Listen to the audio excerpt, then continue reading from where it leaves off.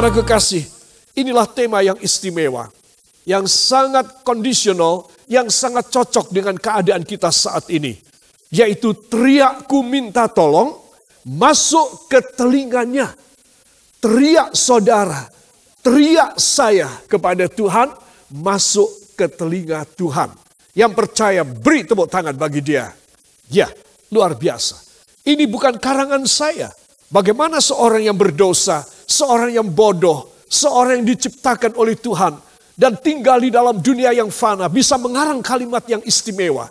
Saya beritahu, ini saya mensitir dan saya memetik dari sebuah ayat yang luar biasa di dalam kitab suci.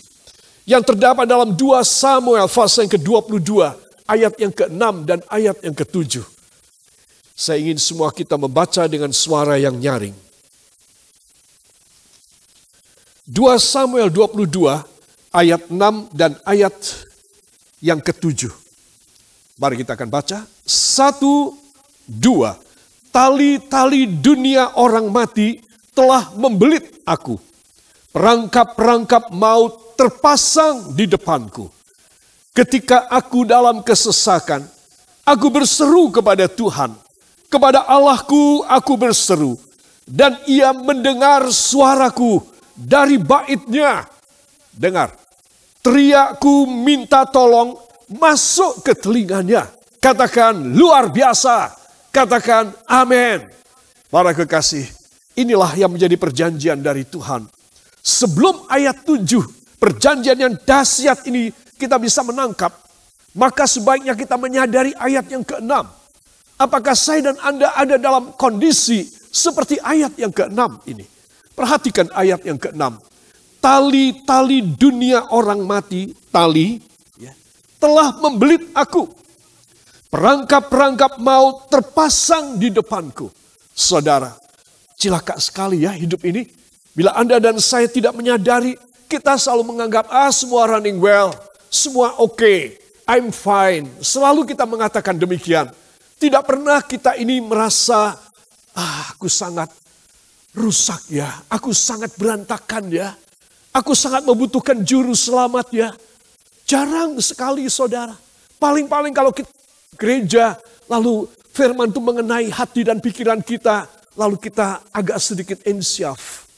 Saudara, tetapi sebetulnya ada satu keadaan, kondisi yang sangat maut di dalam hidup saya, di dalam hidup saudara, yang harus dibereskan. Bagaimana kalau ayat 6 ini tetap terjadi pada kita orang? Saudara, kan kita pasti celaka. Setelah kita meninggal, saat itulah kita masuk dalam hukuman. Benar-benar kita ditali dengan tali temali maut. Dengan perangkap-perangkap setan, masuklah kita dalam neraka. Itu sebab ayat yang ke-6 dari 2 Samuel pasal yang ke-22. Tadi kita sudah baca. Tali-tali dunia orang mati telah membelit aku.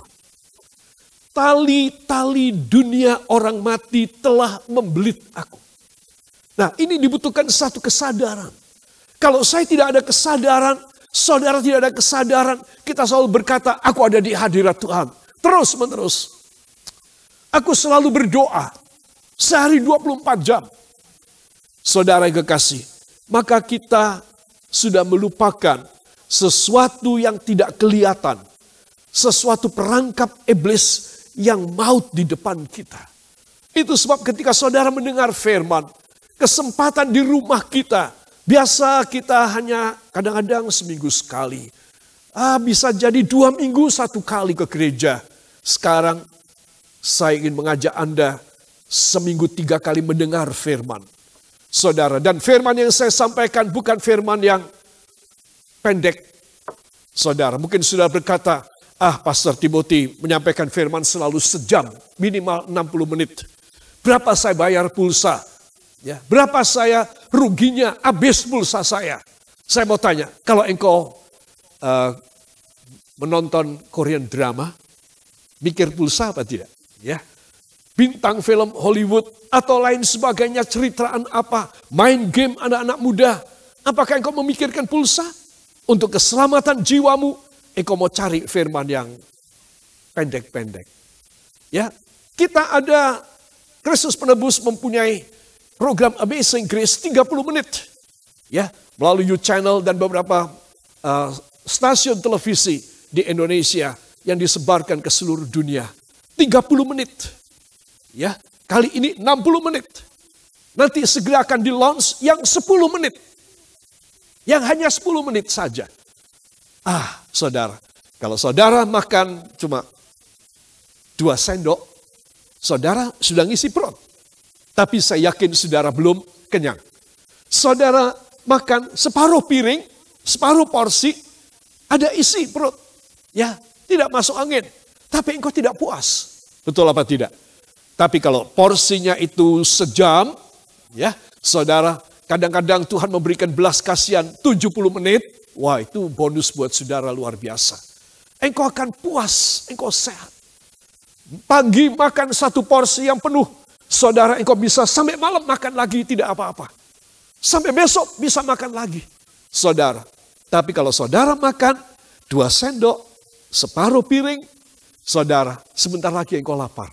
Ketika engkau lapar, ya, imunitas turun, produksi hormonal, antibodi tidak bisa berproduksi karena kita kelaparan, masuklah virus, bakteri, baksil, jatuhlah kita sakit. Itu sebab kenapa saya menyampaikan dalam masa COVID-19 ini sejam. Saudara boleh pilih, saya punya khotbah ada 30 menit melalui You Channel dan lain sebagainya dalam Amazing Grace program. Dan sebentar lagi akan saya launch yang 10 menit. Saudara yang kekasih, tapi pilihlah yang sejam. Supaya apa? Supaya saudara boleh mendapatkan satu kesadaran dalam hidup saudara. Bahwa saudara sangat membutuhkan. Saya dan saudara harus sadar apa dan yang terjadi sebenarnya dalam hidup kita orang. Tali-tali dunia orang mati telah membelit aku. Artinya apa? Dunia orang mati ini, saudara, di dalam teologi, di dalam bahasa Alkitab, baik perjanjian lama maupun perjanjian baru, ini menunjukkan kepada Sheol, menunjukkan kepada dunia orang mati yang akan dihukum. Yang akan dihukum, bukan yang akan dimasukkan dalam kerajaan Allah yang kekal. Yang akan dihukum. Saudara. Jadi saya dan saudara harus tahu kenapa ya. Aku kok gak sadar ada tali katanya. Tali maut. Membelit aku. Maka jawabannya DOSA. Dosa. Dosa saya yang membuat saya hidup tapi dibelit dengan tali maut. Saya hidup di dalam dosa berarti saya ada di depan saben kali saya ada dalam perangkap maut. Saudara, saya harus selalu waspada. Itu sebab para kekasih, bagaimana seorang anak Tuhan bisa lepas daripada dunia maut ini. Bila saya dan saudara mengasihi Tuhan Yesus, teriakan kita, Tuhan lepaskan hamba dari tali temali maut. Tali temali dan perangkap-perangkap maut. Lepaskan hamba. Maka teriakan saudara. Ya, yang saya bahas pendahuluan ayat 6. Ayat 7 yang tadi kita sudah baca. Teriakanku minta tolong. Minta tolong apa? COVID-19, oh boleh saudara minta tolong. Ya kekurangan berkat, tidak ada pendapatan, income kita menjadi 10%, 50% saja. Teriak minta tolong boleh. Tetapi dalam konteks ini, kita minta tolong supaya kita dimerdekakan dari tali temali maut. Dan dari perangkap-perangkap maut dari hidup kita. Saudara, itu sebab kita perlu berteriak ayat 7. Aku berteriak dan teriakanku masuk ke telinganya. Saudara yang kekasih, itu sebab saya tuliskan bila kau mengasihi Tuhan Yesus. Doamu pasti gol masuk ke telinganya Tuhan. Yang percaya beri kemuliaan yang baik bagi dia. Haleluya. Para kekasih, inilah keyakinan kita. Ayat yang ke-7 sekali lagi kita akan baca bersama. Saya dan Anda bersama membaca. 1, 2. Ketika aku dalam kesesakan, aku berseru kepada Tuhan. Kepada Allahku aku berseru dan ia mendengar suaraku dari baitnya. Teriakku minta tolong masuk ke telinganya. Dia di baitnya mendengar teriakanku, lalu teriakanku masuk ke telinganya dia. Wow. Baitnya, tempat yang sangat-sangat penting dan persis.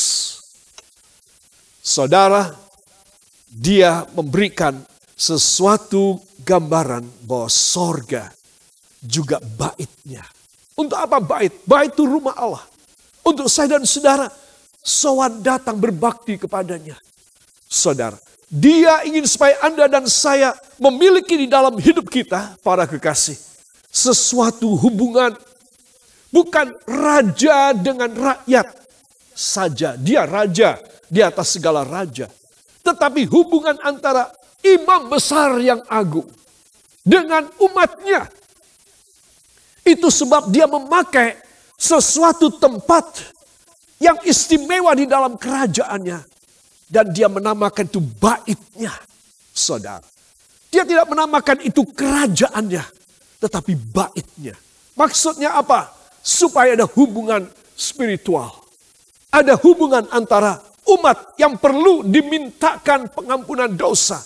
Dan dia imam besar yang agung. Yang imakulata dan tanpa dosa.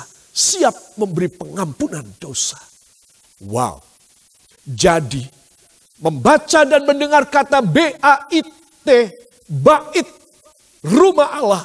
Maka saya dan saudara harus langsung pada sasaran kita, kekudusan Tuhan. Dia di dalam kekudusannya, aku mau datang sowan kepadanya, aku mau datang mencari hadiratnya. Supaya aku dilepaskan dari tali temali maut, dari perangkap-perangkap maut. Saudara yang kekasih, inilah tema kita kalimat yang terakhir. Teriakku minta tolong masuk ke telinganya. Berarti saya dan Anda ditunggu di baitnya. Di dalam hadiratnya. Sementara beberapa waktu ini saya dan Anda berbakti di rumah. Saudara harus minta Tuhan sucikan rumah hamba. Untuk sementara ini menjadi bait Tuhan. Haleluya. Kalau saya dan saudara mau demikian, maka Allah akan pasti melakukan pekerjaan yang besar. Yaitu membebaskan kita dari segala macam maut dan segala macam celaka. Para kekasih, itu sebab sekali lagi saya mereview ayat 6. Tali-tali dunia orang mati telah membelit aku, perangkap-perangkap maut terpasang di depanku. Apa maksudnya? Ya, bagaimana ini terjadi? Dan bagaimana saya harus lepas? Anda harus lepas. Yesaya memberitahu kepada kita, mohon dibuka pada Yesaya 58, ayat 6 dan ayat yang ke-8 para kekasih. Kitab Nabi Yesaya pasal yang ke-58, ayat yang ke-6 dan ayat yang ke-8. Haleluya. Ayat-ayat yang luar biasa, yang saya dan Anda harus selalu memperhatikannya. Mari kita akan membaca dengan suara yang nyaring di rumah saudara. Ayat 6 dan ayat yang ke-8. Siap? 1, 2. Bukan. Berpuasa yang ku kehendaki, ialah supaya engkau membuka belenggu-belenggu kelaliman dan melepaskan tali-tali kuk, supaya engkau memerdekakan orang yang teraniaya dan mematahkan setiap kuk, supaya engkau memecah-mecah rotimu bagi orang yang lapar, ayat 7, dan membawa ke rumahmu orang miskin yang tak punya rumah. Dan apabila engkau melihat orang telanjang, supaya engkau memberi dia pakaian dan tidak menyembunyikan diri terhadap saudaramu sendiri. Ayat 8. Pada waktu itulah terangmu akan merekah seperti fajar dan lukamu akan pulih dengan segera. Kebenaran menjadi barisan depanmu dan kemuliaan Tuhan barisan belakangmu. Katakan amin. Wow. Para kekasih, apa yang kita baca? Saudara, Yesaya sedang mengoreksi dan menegur orang-orang Israel yang berpuasa, tetapi hanya puasa pura-pura, puasa tradisional, puasa secara sadar, tetapi tidak tahu makna. Itu sebab dia meluruskan apa motivasi, apa tujuan daripada puasa. Dan aneh, dia tidak menjelaskan, oh nanti jam segini sampai jam segini makannya apa, jam segini sampai jam segini baru boleh minum dan lain sebagainya. Tidak. Apa yang dia jelaskan tentang puasa, para kekasih? Aneh. Dia tidak membicarakan soal makan dan minum yang harus di-stop. Tetapi dia sedang membicarakan tentang belenggu-belenggu kelaliman. Tali temali maut. Ini yang dia sedang bicarakan. Saudara, ayat yang ke-6. Berpuasa yang ku kehendaki ialah supaya engkau membuka belenggu-belenggu kelaliman. Dan melepas tali-tali kuk. Tuh lihat. Sama kan tadi dengan 2 Samuel 22 ayat 6. Saudara. Supaya engkau memerdekakan yang teraniaya. Mematahkan setiap kuk. Jadi para kekasih, perhatikan. Tuhan ingin supaya Anda dan saya mengerti. Kalau saya dan saudara bisa melakukan ayat 6 dari Yesaya 58. Kita sudah dilepaskan dari tali temali maut. Tali temali dosa. Dan 2, kita sudah berpuasa secara benar. Jadi bukan mengosongkan perut kita secara gastronomi, secara pencernaan makanan. Tetapi kita justru yang lebih besar daripada tidak makan dan tarak adalah apa? Adalah kita melepaskan tali temali dosa. Membebaskan semua perhambaan yang disebutkan tadi. Ya saudara, dan inilah yang menjadi kehendak Tuhan di dalam hidup saya dan hidup Anda. Itu sebab sekali lagi saya bacakan, saya tuliskan. Berpuasa yang ku kehendaki ialah supaya engkau membuka belenggu-belenggu kelaliman dan melepaskan tali-tali kuk. Katakan amin. Katakan saya harus melakukannya.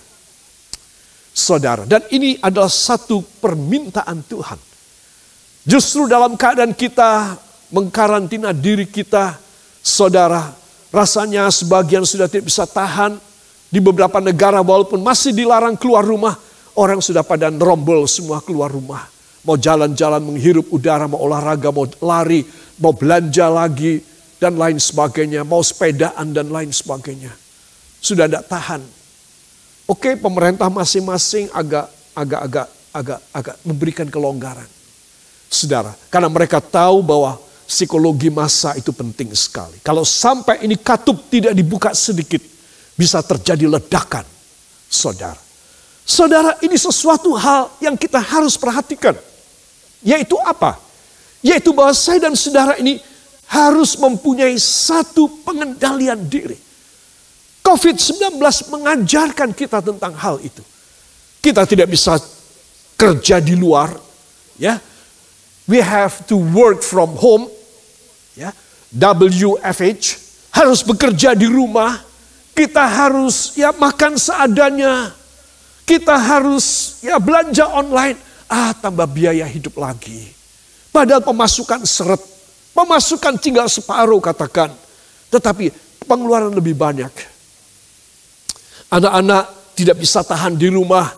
Dan minta dibelikan ini, minta dikasih makan itu segala macam. Minta dibelikan mainan apa supaya tidak jenuh. Saudara, begitu banyak aspek yang mulai muncul. Aspek negatif yang mulai berkembang di dalam sosiologi satu rumah tangga. Dengan orang self-isolating ini. Itu sebab saudara engkau membutuhkan sesuatu yang istimewa. Kalau Tuhan tidak ikut campur tangan, menurut perasaan saya bukan ahlinya, tapi menurut perasaan saya tidak akan tahan orang. Ya pasti akan terjadi sesuatu letupan. Baik itu dalam dalam dimensi keluarga akan terjadi sesuatu keadaan yang tidak baik dan negatif dalam keluarga. Karena masing-masing sangat sensitif. Masing-masing mendapat sakit hati lebih banyak. Karena selalu kumpul 24 jam. Saudara, ini berbahaya. Berpuasalah. Puasa yang kayak apa? Yang melepaskan belenggu-belenggu kelaliman dan melepaskan tali-tali kuk. Sehingga hidup kita dengan masalah COVID-19 di mana Anda dan saya harus ada di rumah, tidak boleh kerja di luar, tidak boleh beribadah di gereja. Saudara, kita harus tahu ini menghasilkan kelepasan dari belenggu, kelepasan dari tali temali.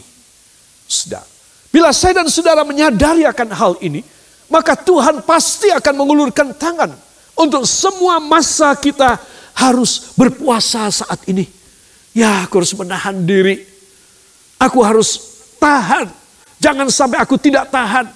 Ya, aku harus berusaha keras. Ya, harus. Itu sebab anak-anak Tuhan perhatikan. Dari sisi yang sebelah sini, nama Yesus dan darah Yesus. Ini adalah bala bantuan sorga. Katakan, bala bantuan sorga bagi saya adalah nama Yesus dan darah Yesus. Ya. Dua hal inilah yang akan membuat saudara dilepaskan. Membuat saya dan saudara bebas dan merdeka. Lalu usaha kita dari dunia ini untuk kita bisa berkenan kepada Tuhan ada dua juga. Yaitu kita harus membuka belenggu kelaliman, melepaskan tali-tali kuk. Sehingga klop dari pihak Tuhan, katakan dari pihak Tuhan, saya diberi nama Yesus dan darah Yesus. Dari pihak saya harus melepaskan belenggu-belenggu dosa dan tali temali maut. Beri kemuliaan bagi Dia. Saudara, maka saya dan Anda klop. Terjadi satu kemerdekaan, freedom di dalam hidup kita. Maka saya yakin kalau banyak anak Tuhan mengalami kemerdekaan rohani di masa puasanya saat ini. Saudara, apa yang akan terjadi? Tuhan bekerja di luar sana, dibikin reda. Tuhan berkata, stop, selesai. Maka negara kita tidak akan mengalami keadaan-keadaan yang begitu chaos dan menyedihkan. Seperti dialami oleh banyak negara yang lain. Di banyak belahan dunia ini. Ribuan yang menjadi tewas dan menjadi korban. Oh, kita berdoa supaya bangsa kita diselamatkan. Andil Anda dan andil saya penting sekali. Berpuasa. Sesuai dengan dictionary. Sesuai dengan kamusnya Allah. Sesuai dengan kehendak Allah. Sesuai dengan paradigma Allah. Puasa yang kayak apa? Sehingga saya dan saudara boleh tetap makan dan minum. Makan buah-buahan, sayur mayur, itu nomor 1. Minum vitamin, itu boleh saja. Kita boleh mengisi perut. Tetapi puasa yang lain ini loh. Melepaskan belenggu-belenggu dan tali-tali kuk. Bila Anda dan saya bisa demikian, maka mukjizat yang luar biasa akan segera terjadi dalam hidup Anda. Yang percaya katakan luar biasa. Katakan saya percaya tidak lama lagi Tuhan memberkati saya dan memberi kemerdekaan dalam nama Yesus. Amin. Beri kemuliaan bagi Dia. Para kekasih, di dalam ayat yang ke-9, tadi kita ayat 8 sudah baca. Ayat 9 dari Yesaya 58. Pada waktu itulah engkau akan memanggil. Engkau akan memanggil. Dan Tuhan akan menjawab. Waduh, klop banget ya. Baru sekali ini aku bisa membaca sesuatu hal yang menarik dan sangat istimewa. Biasanya aku berteriak minta tolong, berseru kepadanya. Gak ada jawaban loh. Ya gak ada jawaban. Kalau saya tidak melakukan ayat 6, saudara, saya harus melakukan ayat yang ke-6, saudara. Maka ayat 8, pada waktu itulah terangmu merekas seperti fajar, lukamu pulih dengan segera, kebenaran menjadi barisan depan, kemuliaan menjadi barisan belakang. Tuh ayat 8 itu luar biasa. Saya bisa mengkhotbahkannya ini untuk 2-3 bulan, satu ayat ini. Luar biasa. Saya sudah beberapa kali mengkhotbahkan ayat 8 ini, hebat sekali. Sekarang masih ketambahan ayat 9. Dengan kalimat pembuka yang sama, pada waktu itulah. Pada waktu itulah engkau akan memanggil dan Tuhan akan menjawab. Persis kan seperti tema kita hari ini. Bahwa Tuhan mendengar teriakku minta tolong. Itu sampai masuk ke dalam telinganya. Berarti apa? Dia menjawab. Saudara. Itu sebab untuk bisa teriakku masuk ke telinganya, saya dan saudara harus ada usaha. Kiranya dengan kita mengkarantina diri kita, menjaga kita dan kita berusaha untuk self control, menahan diri. Tarak sekarang ini. Bila saya dan saudara pada masa ini sepertinya orang yang berpuasa, kita melakukan secara alkitabiah, secara kehendak Tuhan. Saya yakin akan tiba waktunya barisan depan itu adalah kebenaran Allah nyata pada saudara. Saudara dibukai jalan, Tuhan dan kebenarannya menjadi forerunner saudara di depan. Dan kemuliaannya ada di belakang saudara, menyertai saudara. Saudara diapit depan belakang oleh hadirat dan berkat Allah. Yang percaya beri kemuliaan yang baik bagi dia. Jadi setelah saya dan saudara bertahan di dalam COVID-19 ini, saya yakinkan Anda besar hatimu bahwa engkau akan diapit oleh kemuliaan Tuhan.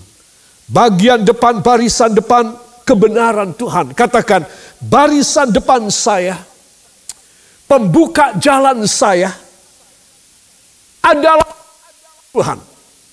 Ya, katakan, barisan belakang saya adalah kemuliaan Tuhan. Yaitu jawaban doa saya. Yaitu berkat yang limpah. Yaitu kemuliaan Allah. Beri kemuliaan bagi dia, haleluya. Itu sebab anak-anak Tuhan perhatikan.